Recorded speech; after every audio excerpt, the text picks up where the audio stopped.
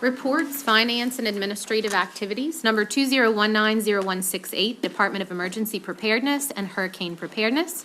Director Joe Ganote. Thank you, Madam Chair, members of the Council, Parish President Larry Cochran. Tonight I have two parts. My first part is going to be my EOC report, and that's done in video format. Before I get started, I just want to thank the Public Information Department. They're fantastic. They put this video together. It's much better than sitting here and going through a PowerPoint and boring you, so they did a fantastic job. So thank you, Heather, Adrian, and your group. So without further ado.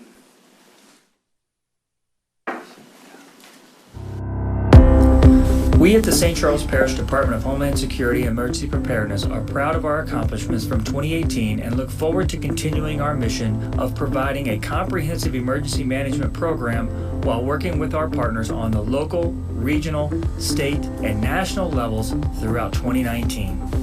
In 2018, the EOC logged 14,295 entries that required action. So far in 2019, we've logged 4,000 entries, which is on par with our average throughout the years. Protective actions were taken 11 times in 2018, 7 of which were related to natural hazards such as tornadoes, winter weather, and tropical storms. There have been 2 protective measures taken in 2019, both of which involve tornadic activity.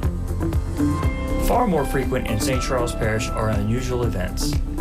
An unusual event is any situation that is out of the ordinary and could escalate into an emergency that requires a protective response. There were 244 unusual events that took place in 2018. The EOC remains vigilant while an unusual event is ongoing, keeping in constant communication with emergency partners and officials. The EOC views drills and exercises as essential methods for the testing of our plans and procedures and the education of our employees and volunteers. Every year we stage at least one full-scale exercise and take part in multiple training scenarios around the state. In 2018 we practiced setting up an in-parish shelter, and in 2019 we'll be conducting a full-scale Waterford 3 exercise for SCORE overseen by the Nuclear Regulatory Commission. Now that you know what we do, here's a glimpse into who we are. The department is composed of a director, an EOC specialist, 2 senior emergency coordinators, and 7 emergency coordinators. We staff the only 24-hour-a-day, 365-day-a-year emergency operations center in the state, on call and ready to help at any time. 5 of our emergency coordinators operate using shift work schedule, while 2 of them work weekdays to assist with the continuity and long-term projects. Our staff is highly trained and adaptable, and we are constantly looking for the next level in preparedness. Speaking of that next level, I'd like to take the opportunity to discuss how we're in the process of changing the culture of emergency preparedness. The EOC prides itself on being the voice on the other end of the line whenever you need us.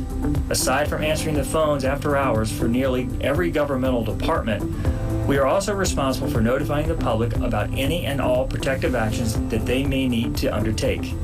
In the past 12 months, we've sent out 94 notifications to 405,000 plus numbers. We have more than 8,700 individuals signed up to receive our messages, which is roughly 17% of our residents. As you can see, communicating to the public is imperative. The EOC takes redundancy of their communications seriously, having landlines, satellite phone connectivity via dish, handheld satellite phones, voice over IP capability, interfaced radios, handheld radios, a CB radio, and ham radio. Not only that, we maintain and operate a mobile communications unit which has all the methods of communication I just mentioned, and it can be set up anywhere at any time. It is important that the Emergency Preparedness Department be able to relocate in case of emergency and the EOC building becomes unavailable. This year we've obtained a program that gives us live data of every commercial vessel on the Mississippi River. We can see where they have been and where they are going, whether they have firefighting capability or transporting hazardous chemicals. Our emergency coordinators can contact a specific vessel by name at any time and ask for support or for any other need that may arise. Communicating doesn't always have to be through high-end technology. The EOC makes it a point to go out and talk to people as often as possible, sharing knowledge on how to protect yourself and make a plan for the hazards we here in St. Charles commonly deal with. this year, the EOC is partnering with the Public Information Office to produce a children's guide to emergency preparedness.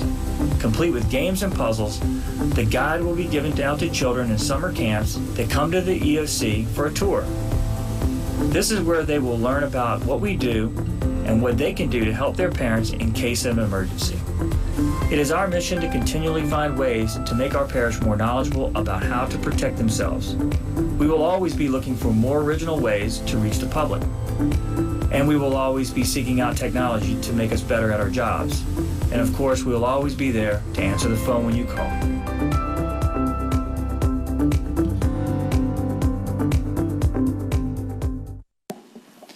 So that's a little bit about who we are and what we do, and I'm willing to take any questions if you have any at this time. Any questions for Mr. Granot? All right, proceed. Okay, we'll move on to hurricane preparedness. This is where I have to show you a PowerPoint and give you some facts here, so hopefully I won't take too long. It's already... Just hit the space bar. Can you go back one?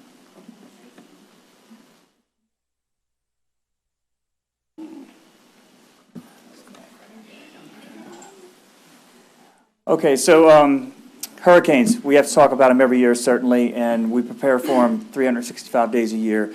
But June 1st always marks the first day of hurricane season. And but before we start about this hurricane season, let's talk about last hurricane season in 2018 and some of the numbers. You're going to hear me every year come up here in April or May and June, and we're going to talk about the early predictions, and those are very rough estimates, and it always changes. So if you look back at last year, our early predictions that we named storms were 10 to 16, 5 to 9 hurricanes, 1 to 4 major hurricanes. And as you see, the numbers on your right were our actual storms. But if you remember, those are some lower numbers. However, let's not forget Michael, and let's talk about the damage that it did in the Florida Panhandle. So like we always say, it only takes one to make for a really bad summer or a couple years. So next slide, please. So here are the names. They come up with these creative names every year. Obviously, we've already had Andrea, and we potentially could have Barry, but it's not likely that we will have that over the next couple of days. So some of the products that we utilize is, and you've probably seen this slide before, and this is just kind of give people an idea when they go to the National Weather Service channel or they go to National Hurricane Center channel and they want to look at these things, they can find the same information. And basically, your outlook is probably your greatest uncertainty. It's 5 days or greater out. And then as you start to run down the diamond, it starts to get a little bit more specific and on point. Obviously, the new tool that we have at our disposal is surge warnings and surge protection. But the problem with that is, and it's not a problem, it's a good thing to have, it's 48 hours. And our triggers are certainly before the 40 hour. We're starting to move before then. But it's good to kind of have an idea of exactly what the type of surge they're expecting from the National Hurricane Center 48 hours out. So let's look at this year. So here we are again. This is April that we've got these numbers. They'll come out again in late June, early July. And right now the predictions were slightly below normal season with a 28% chance of major hurricane making landfall basically on the Gulf Coast. The prediction is 70% probability for the following activities: 13 named storms, 5 of those hurricanes, 2 major. And then the forecast basics and what we're looking at, you probably heard this, we're in a weak El Nino right now, which basically is going to give us a little more wind shear. And if this remains, then hopefully we'll have a lighter season. So they're predicting slightly below, but again, it only takes that one storm. So we talk about all the things that are dangerous to us, and the most important thing, and this is probably one of the most important slides, a lot of people fear wind, and wind is really not your fear. Structures are built better today with building codes, but it's the storm surge and the rain, and so that's a big percentage of that is water. So we concern ourselves with water, especially where we live. So factors influencing. This is the National Weather Service's slide that I borrowed from Ken Graham, who's now the director of the National Hurricane Center, and I always like at the bottom, it's complicated. If he's a meteorologist and he said it's complicated, then I'm going to agree that it's complicated. However, there's some things that you look at what influences that storm surge, and certainly a storm surge in North Carolina is going to be a different storm surge than we have here because they have a greater shelf and some geographic challenges and some things that can slow it down. But for us, you know, we're a little more susceptible to the surge, and obviously wind has a big direction of the storm and where it makes landfall. Those are all factors in the level of storm surge, but ultimately when it gets down to it, it's complicated until you get close to the storm and its arrival. So here's a slide. This is probably I've shown you this year or last year and the year before probably, but this is a great slide. This is in Waveland. This is before Katrina, and that's after. That's not wind, that's storm surge. And again, I always like to say, look at the vegetation on the tree. That's saltwater inundation. That's 15 foot of water. That house is completely gone. So the message here when we show the slide is when emergency managers and officials make decisions to evacuate, just put that slide in your face. Do you want to be in your house trying to ride it out and have that type of storm surge potentially? Go forward more.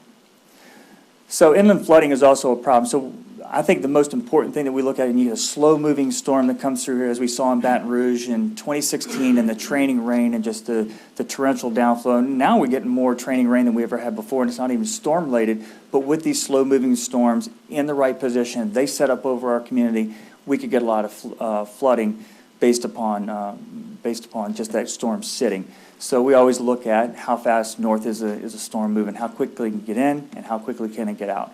So inland flooding is also a major factor. One thing we don't think about is when we talk about risk, we talk about indirect deaths from hurricanes, and it's cardiovascular. That's the most important number that they can show you. And this is all post-storm. So you imagine yourself in a recovery effort in a major hurricane like those folks in Michael, and they're trying to pick up in the stress and then the heat and trying to get their lives back together. It puts a lot of stress on the body. So that's why the number is so high as far as the indirect deaths of a hurricane. So communications, again, we work really hard to try to stave off the complacency. That is my biggest challenge, is to get people to understand that, hey, we haven't had knock on wood, we haven't had a major hurricane since Katrina. That's a generation. I've got an 18-year-old son that doesn't remember Katrina. And in 2012 was the first time we've had to activate and have some sort of protective actions and measures in place where we had to evacuate. And we saw what happened in St. John the Baptist. So we try to communicate, and these are just some of the things that we talk about that people look at, and they want to talk themselves out of a storm and why they should evacuate. And these are just some of the examples. The one is, we just had a 100-year storm last year. So they think in 100 years we're not going to have another one, which you can have multiple back-to-back, as you well know. So complacency is what we try to fight off. So how do we do that? We stay informed. We have some great outlets now with social media. We can use that to our advantage because there's a lot of people out there putting misinformation. So we can get out there and put the right information, and that's our responsibility as emergency management. And again, I can't talk well enough about our public information department, how they help me do that. Certainly with all your outlets with Twitter and Facebook and things that I can't even work, they can do it, and they do a great job. And I need to get a message out, and they get it done. So this is where we do most of our work and our outreach.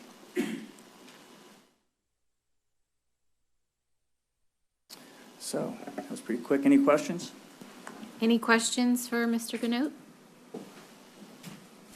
Mr. Cochran? Real quick, you just brought up all the outlets to get information out, and we know that everything on Facebook is true, okay?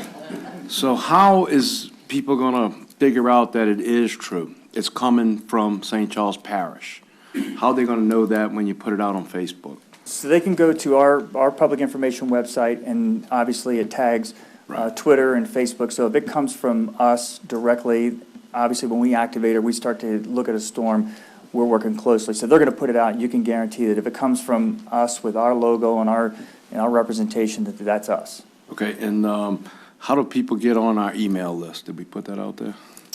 You can get on the email list through email sign up, do it through the EOC, call the EOC. We're open 365, so call us. We'll get you on that list for sure. Right. And also notifications if you want those. All right, thank you, Joe. And look, EOC does a great job. They do a great job forecasting, and if we call a evacuation of the parish, it's with a heavy heart that we make that call, and it's school board, sheriff's office, and parish at the table making that decision. So when we're saying evacuate, just to make sure that people understand, it may not be the flooding and all of that. It's gonna be, you're gonna be dealing with no electricity for possibly a week or more, and things of that nature. And just heed those warnings and also have a plan. As I'm sure Joe mentioned earlier, have a plan to where you're gonna go if that trigger is pulled. But Joe, thank y'all very If much. I could say one last thing, we have, we don't make decisions in a box. Certainly, we have partnerships. Certainly, you guys have a big part in the decision-making. We have meetings, and we'll discuss things. That's a big decision to make, not only for our local residents, but industry. And so we impact a lot of people when we make that decision, so we don't take it lightly. So, and I appreciate all your support. No more questions? Ms. Cluley? Oh. Oh, I gotta press my button. Thank you, Madam Chair. Would you just mention a little bit about the post-storm event that you hosted this week for just Yes. So 30 correct. seconds. Really quick. So every year we have to put on drills and exercises. One of those exercises is when we put our emergency support functions and bring them into the EOC. What that means is when we activate, those tables and chairs are filled with all the decision makers. So this year we focused, instead of on pre-storm procedures, we decided what would it look like 3 to 5 days after a storm like a Hurricane Michael. What would that look like here? So we created, one of my staff members created a great scenario was very legitimate and got people thinking. And that was the key. When people walked out that door, I wanted them to think, wow, we've got work to do. Even though it's June, we still have work to do. Always thinking about the next best way to recover and to protect the citizens of the parish. And I think we accomplished that. Mr. Wilson?